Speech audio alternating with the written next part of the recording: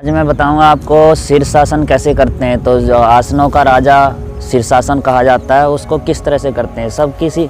हर किसी की इच्छा होती है कि शीर्षासन कैसे करें हम। तो जब हम पैर ऊपर करते हैं और सिर नीचे कर लेते हैं ना, तो जो देखने वाले जिनको ये अभ्यास नहीं आता है, वो ये कई बार ये सोचते हैं कि काश हमें भी इस तरह से करना आ जाए। तो वो कई बार कोशिश करते हैं भी हैं, तो उनको आइडिया ही नहीं है कि पैरों को किस तरह से उठाना है। और कई बार ऐसा भी होता है, जब शुरुआत में हम कुछ आसन कर रहे होते हैं, आसन तो कई सारे आते हैं लेकिन शीर्षासन नहीं आता। तो शीर्षासन हम किस तरह से करें, तो करते हैं तो बार बार कभी आगे की तरफ गिर जाते हैं, कभी पीछे की तरफ गिर जाते हैं। और जब हम शीर्षासन करते हैं तो हमारे हाथों की पोजीशन कैसी होनी चाहिए। तो हाथों की जो पोजीशन है ना, वो ठीक होनी चाहिए। और हमें ये भी पता होना चाहिए कि हम हाथ किस लिए सिर के साइडों में लगा रहे हैं, या हमने हाथ की हथेलियाँ किस लिए हमने ज़मीन पर टिकाई हैं। तो कई बार करने वालों को ये नहीं मालूम होता है कि हाथ की ग्रिप किस लिए फंसाई जाती है सिर के बराबर में और कोहनी किस लिए टिकाई जाती है। तो हाथ की कोहनियों का और हाथ की ग्रिप जो बना करके हाथ से जो हम सहारा लेते हैं, तो इसका बहुत सहयोग हमें आसन करने में मिलता है। तो हम किस तरह से करें, एक साधारण तरीका और सहजता के साथ में हम इस अभ्यास को किस तरह से करेंगे, तो एक बार मैं आपको दिखाऊंगा, ताकि आप बार बार ना गिरें। शीर्षासन करते समय जो लोग गिर जाते हैं, तो गिरते समय भी आपने क्या ध्यान रखना है। तो मैं सबसे पहले आपको बता दूं, जिनकी समस्या है आँखों की, जिनको बहुत ज़्यादा समस्या आँखों में है, आँखें लाल रहती हैं, या हार्ट पेशेंट हैं, या बीपी की दिक्कत है, उनको बीपी बहुत ज़्यादा लो हो जाता है, बहुत ज़्यादा हाई हो जाता है, तो उन लोगों को ये अभ्यास नहीं करना है, बिल्कुल नहीं करना है।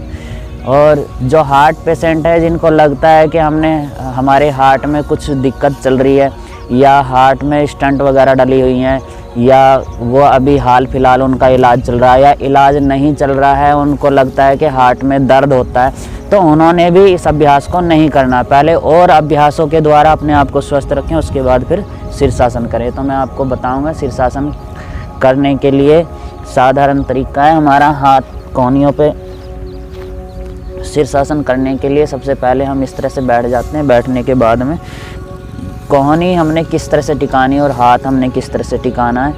तो हाथ की ग्रिप आपस में मिलाएं, इस तरह से मिला लें, और मिलाने के बाद आपने फिर कोहनी और हाथ की ग्रिप इस तरह से टिकानी है। और जब हम हाथ जहाँ टिका रहे हैं ना, वहीं पे हमने सिर रखना है। तो सिर किस तरह से रखा जाएगा, तो हाथ की हथेली पे सिर नहीं रखा जाएगा। कई बार मैं देखता हूँ कि सिर को इसके हाथ की हथेली के ऊपर ही टिका लेते हैं, हाथ की हथेली के ऊपर नहीं टिकाया जाता। ये हाथ की हथेली इसलिए टिकाई जाती है, ये वाला जो ग्रिप हमने बनाई है ना, ये ग्रिप हमें कमर की तरफ नहीं गिरने देती है, और ये कोहनी हमें हमारे पेट की तरफ यानी आगे की साइड में हमें नहीं गिरने देती। अब तो हम उल्टे हो जाएंगे, लेकिन पलट जाएगा। अब तो हम जब उल्टे हो जाएंगे तो आगे पीछे का हिस्सा गड़बड़ा जाएगा, लेकिन हमने ध्यान रखना है। तो हमने ध्यान किस तरह से रखना है कि हाथ की हथेली जो ग्रिप बनाई हुई है ना, वो उससे भी हमने सहारा लेना, दबाव डालना है जब हम कमर की तरफ गिरते हैं। और जब हम पेट की तरफ अगर गिरते हैं, तो हमने कोहनियों से सहारा लेना है। तो हमने बिल्कुल सीधे स्ट्रेट होकर के सिर का बैलेंस यहाँ पर रखना है, अपने माथे के ऊपरी भाग पर टिकाना है। इस तरह से हाथ की हथेली को टिकाएं, और इस तरह से ये जो हाथ है अपने सिर के बालों से टच करते हुए कोहनी इस तरह से, और इस तरह से उठा लें, जैसे पर्वतासन में उठा लेते हैं। और धीरे धीरे दोनों पैरों को इस तरह से घुटनों को मोड़ लें। अगर आप इतना कर लेते हैं तो आप ऊपर भी ले जाएंगे। इस तरह से धीरे धीरे ले जाएं, इस तरह से दोनों पैर सीधे हो जाएंगे, आपकी कमर सीधी और आपके पैर सीधे इस तरह से हो जाएंगे। और जब वापस आना है तो इस तरह से। तो आपने जब गिरना है ना, अगर आप पीछे की तरफ गिरते हैं, तो जैसे चक्रासन करते हैं, डी बनते हैं ना, तो गिरे तो अपने पैर के पंजों के बल गिरने की कोशिश करनी है। एक बार मैं आपको दिखाऊंगा। इस तरह से ऊपर ले जाएं, और जब आपने गिरना हो ना, तो इस तरह से पीछे की तरफ टिका दें, इस तरह से टिका दें, ये पूरा पीछे की तरफ मुड़ जाएगा इस तरह से।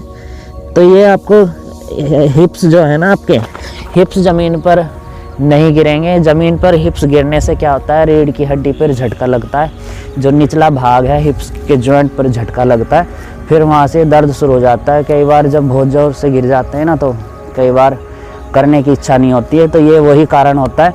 आप सहजता के साथ सतर्क होके और किसी का सहारा लेकर के या दीवार के साथ सहारा लेकर के इस अभ्यास को करें।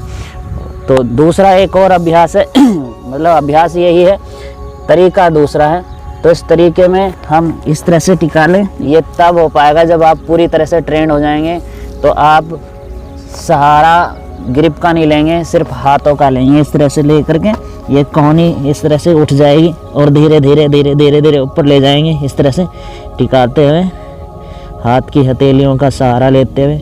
अब मेरा पूरा बैलेंस सिर के ऊपर है, पूरा सिर के ऊपर, हाथों पे कोई भी जोर नहीं है, बस सपोर्ट है।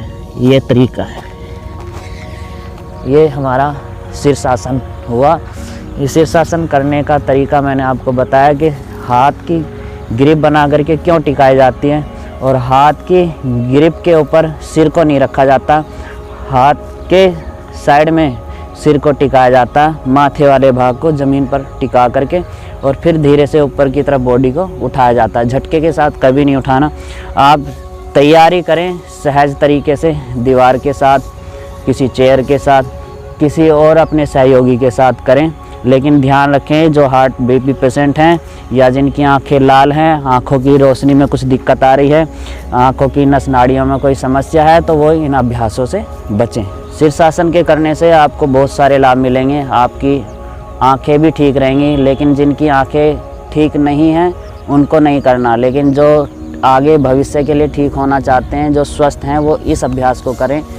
उनका हार्ट भी ठीक रहेगा, उनका पेट भी ठीक रहेगा, उनके ब्लड का सर्कुलेशन भी ठीक हो जाएगा, और उनकी गर्दन की जो मांसपेशियां हैं वो मजबूत हो जाएंगी। सिर जो मस्तिष्क है, उनके मस्तिष्क का जो रक्त का संचार है वो भी ठीक ढंग से होने लगेगा। तो ये एक सहज साधारण तरीका था जो मैंने आपको बताया।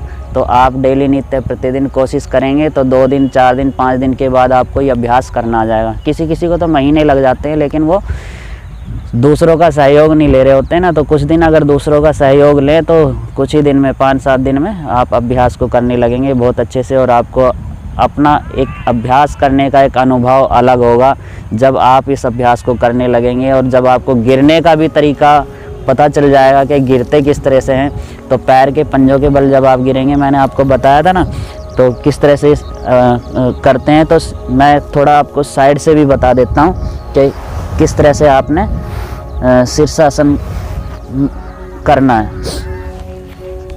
हाथ की हथेली इस तरह से टिकानी है, ग्रिप ऐसे रखनी है, और इसी के यहाँ पर अपना सिर टिकाना है। ये माथे के ऊपर वाला भाग इस तरह से टिकाते हुए इस तरह से ले जाएं। पहले दोनों घुटनों को मोड़ लें और फिर धीरे धीरे सीधा करने की कोशिश करें। तो ये आपको बड़ा आराम देगा, सुकून देगा जब आप इस अभ्यास को करने लगेंगे। तो इसको कम से कम 1 मिनट 30 सेकंड शुरुआत के टाइम में, 5-7 सेकंड भी कर सकते हैं, लेकिन इसको धीरे धीरे बढ़ाना अगर आप ज़्यादा देर तक करना चाहते हैं। ये हुआ। और दूसरे तरीके से जो मैं दिखा रहा था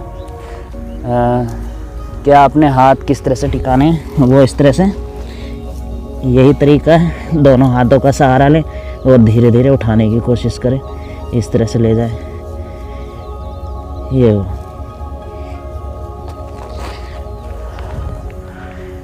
पीछे को गिरना है तो मैंने आपको बताया कि आप अपने पैर के पंजों के बल गिरना है। आपने इस तरह से नहीं गिरना कि आप अपने हिप्स को ज़मीन पर गिरा दें। इस तरह से उठाते हुए, ये एक सहज तरीके से मैं इसलिए बता रहा हूँ ताकि आपको करना आ जाए और आप गिरे तो आपको चोट ना लगे। ये दोनों पैर जब पीछे जाएंगे ना, तो आपके हिप्स ज़मीन पर नहीं गिरेंगे। आप दोनों पैरों को तुरंत पोजीशन ले लेंगे अपने आप को बचाने के लिए। ये हुआ हमारा शीर्षासन।